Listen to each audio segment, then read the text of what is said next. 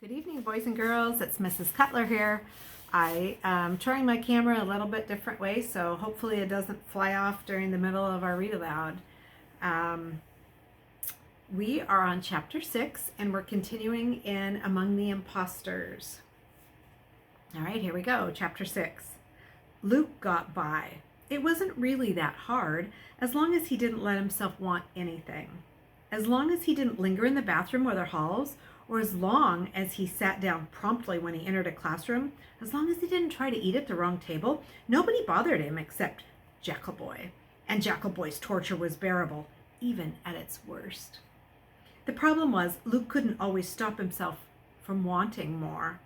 He wanted home, and he wanted his family, and he wanted Jen alive again, and he wanted all the third children to be free, and he didn't have to go around pretending to be someone else. Those were impossible dreams, like fantasies that he'd played out in his mind in the middle of the night when he couldn't sleep. The glow of those fantasies almost made reality seem even bleaker the next morning.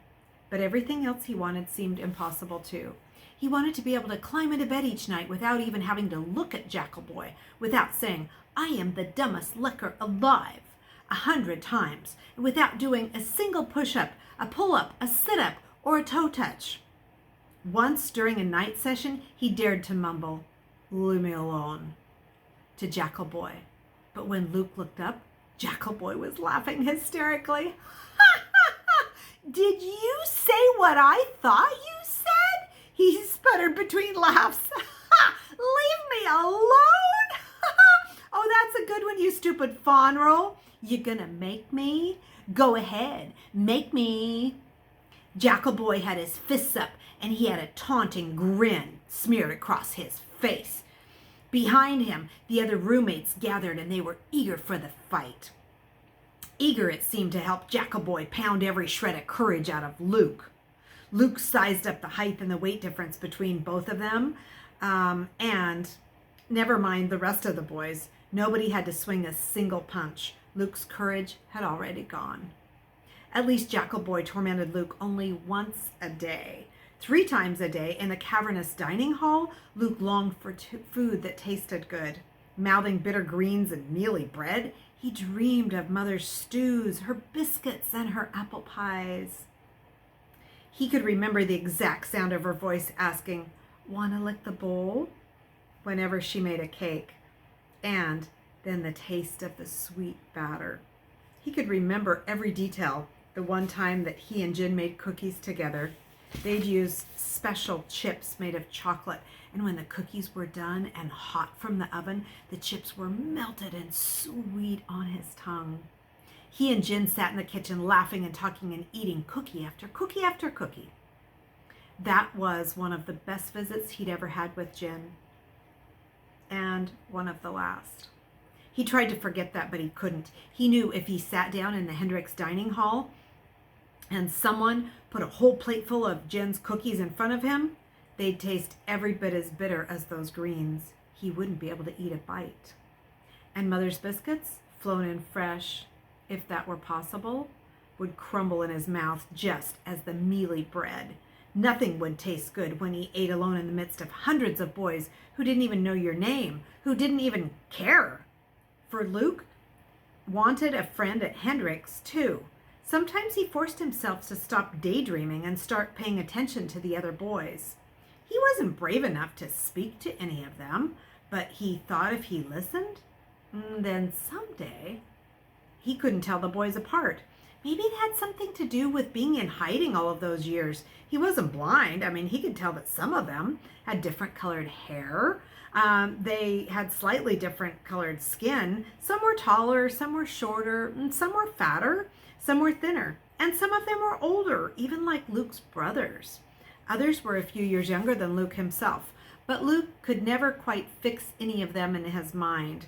Even Jackal Boy was unrecognizable outside the room. Once he came up to Luke and said, "Ah, my servant." "Just when I need a pen. Give me yours, kid." And Luke stared, open mouth, for so long that Jackal Boy just eased the pen out of Luke's hand and headed off, muttering, "Ha! Fine time to turn statue on me." Another time during breakfast, he overheard boys joking at a nearby table. "Oh, come on, Spence," one boy said to another. Luke stared. Spence, he repeated to himself, memorizing the boy's features. That boy's name is Spence. Now I know who he is. It gave him a warm glow all morning to think that he'd be able to recognize somebody now. At lunch, he watched Spence slip into his seat. Luke practically smiled. Then Spence knocked over his water glass, dousing the boy beside him. "Ted, you lecker!" the other boy explained. "Ted, but..." At dinner, the boy Luke would have sworn was Spence looked up and someone called him, "Hey, EJ." "Not now, Spence," EJ said irritably. Or was he really EJ and Spence and Ted were totally different boys? Luke gave up trying to keep track of everyone's names. He thought he noticed other boys responding to multiple names too, but he could never be sure. Why was he so easily confused?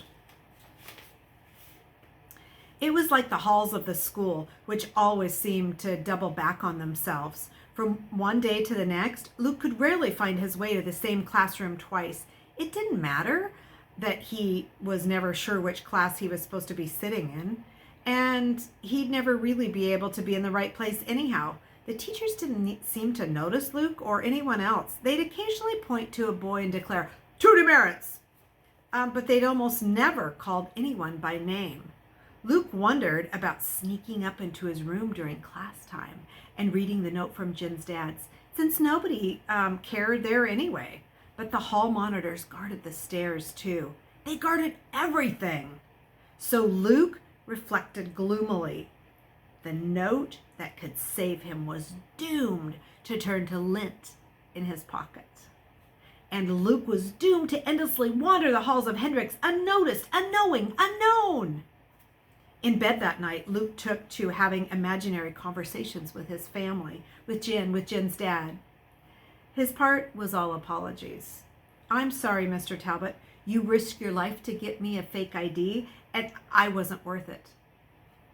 "I'm sorry, Jen. I'm not doing anything for the cause." "I'm sorry, Mother." This was the hardest of all. "You wanted me to stay, but I said I had to go.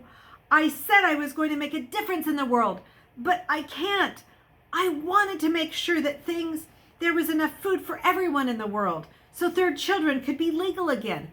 But I can't even understand a word that my teachers say, even the ones who are speaking my language. I'll never learn anything. I'll never be able to help anyone."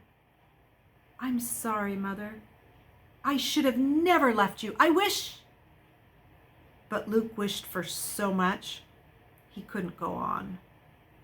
He was so busy longing for big, impossible changes that he never gave a thought to wanting anything smaller or more practical. Like an open door. But that is what he got. Chapter 7. Let's see how long this chapter is. I think we're going to save it for tomorrow. All right.